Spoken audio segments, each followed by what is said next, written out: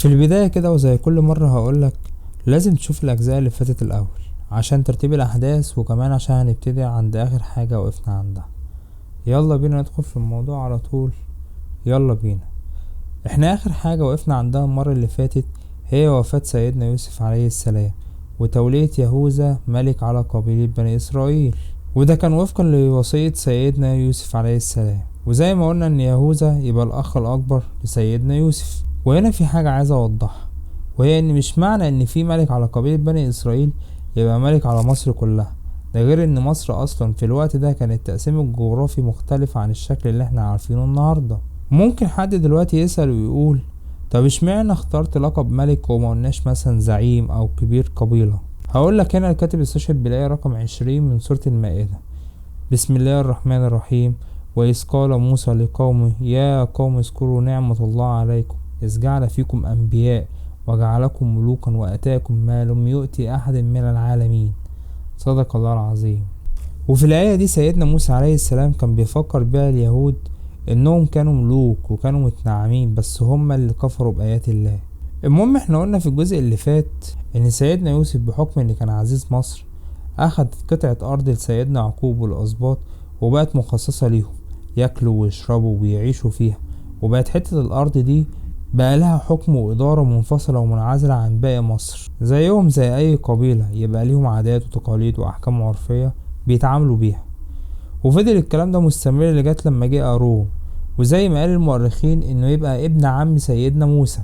المهم قارون بقى ملك عليهم واتحالف مع فرعون وهامان، وكان اخر ملوكهم في مصر هو سيدنا موسى عليه السلام لغاية لما خرج بقبيلة بني اسرائيل كلها من مصر. وطبعا قصة سيدنا موسى غنية عن التعريف، وكمان عشان وقت الفيديو ما يبقاش طويل هنتكلم عن اهم الاحداث اللي مرت على بني اسرائيل في الفترة دي.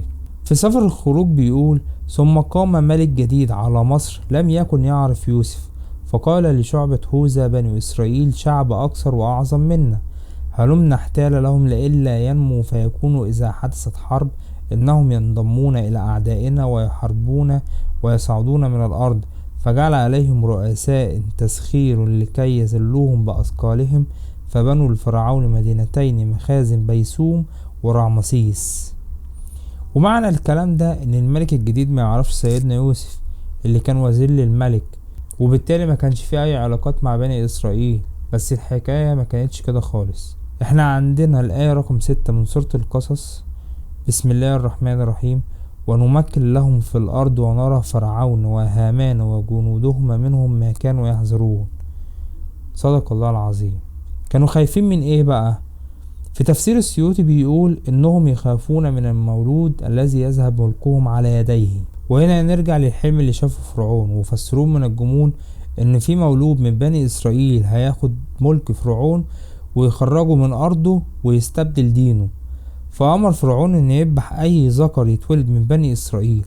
فلما شافوا ان الكبار بيموتوا باجلهم والمولودين بيذبحوا عمدا، فشافوا انهم كده هيفنوا، فقالوا انهم يذبحوا المواليد الذكور سنة والسنة اللي بعدها ما يذبحوش، وهكذا.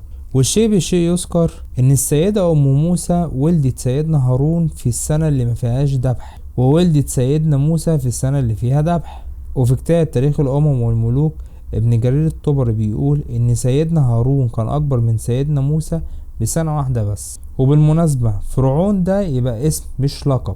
المهم ان كل ده بيبين ان قوم بني اسرائيل في الوقت ده كان مستضعف ومستباح في القتل والتعذيب، وكانوا معرضين للفناء، وده دليل ان عددهم كان قليل جدا. وكل ده بينفي انهم ملهمش اي دور في بناء اي حضارة في مصر، لان المصريين القدماء ما كانوش في حاجة لبني اسرائيل او غيرهم، سواء في مجال البناء او المجال الاقتصادي او التجاري او العلمي او الادبي او العسكري. ده غير ان النصوص المصرية واي اثار بيتم العثور عليها بتبين تفوق المصريين القدماء على غيرهم. ده حتى كمان فكرة انهم بنوا الاهرامات او حتى شاركوا فيها مستحيل. ليه؟ لان الاهرامات اتبنت قبل وجودهم في مصر بما يقرب من 2500 سنة تقريبا زي ما قال الكاتب. وفي تفسير ابن كثير مذكور ان اي حد عند الهكسوس كان عنده قدرة على استخدام السلاح كانوا بيضموه لقواتهم العسكرية، وبالتالي ما كانش فيه حد للاعمال المدنية، فخلوا قبيلة بني اسرائيل خدم في القصور والبيوت ومسمحوش لهم بالرحيل، وكانوا متمسكين بيهم بالرغم من الابتلاءات اللي كانت عندهم. فبكده موضوع العدد منتهي، لان عندنا كمان في القرآن في سورة الشعراء بسم الله الرحمن الرحيم فأرسل فرعون في المدائن حاشرين إن هؤلاء لشرذمة قليلون وإنهم لنا لغائظون وإنا لجميع حاذرون. صدق الله العظيم. وكمان الكاتب بيقول إن أعداد ذرية سيدنا يعقوب لما استدعاهم سيدنا يوسف للإقامة في مصر كانت لا تزيد عن 70 شخص. وبالمناسبة تعال أقول لك صلة القرابة بين سيدنا يوسف وسيدنا موسى. القرابة يا سيدي إن من إخوات سيدنا يوسف هو لاوي ابن يعقوب.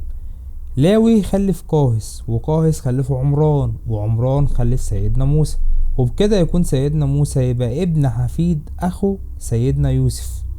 يعني فرق السنين ما بينهم 64 سنة زي ما قال أبو الفدا، واللي هو أصلا فرق السنين كبير بين الملك الريان اللي كان موجود أيام سيدنا يوسف واللي كان أصلا وجوده قبل الأسرة 18 اللي أسسها أحمس، والأسرة 19 واللي كان رمسيس الثاني الملك الثالث فيها. ده غير أصلا إن فترة حكم الملك بتكون في حدود 20 سنة وبتوصل عند بعض الملوك ل60 سنة. وانا قلت في الجزء اللي فات ان بني اسرائيل قعدوا في مصر حوالي 210 سنة على اقصى تقدير زي ما قال المسعودي. وتعالوا نحسب، سيدنا يوسف دخل مصر وهو عنده 13 سنة، ولما بقى عزيز مصر كان عنده 30 سنة، وفي 7 سنين عجاف يبقى كده 37 سنة. ومذكور في التوراة ان هو توفى 110 سنة، فمعنى كده ان هو فضل عزيز مصر لمدة 73 سنة. والفترة بين وفاة سيدنا يوسف وولادة سيدنا موسى هي 64 سنة، يبقى كده كام؟ 137 سنة. والفترة بين ولادة موسى ولغاية لما راح أرض مدين تقدر ب30 سنة، يبقى كده كام؟ 167 سنة. وسيدنا موسى قعد في أرض مدين 10 سنين، يبقى كده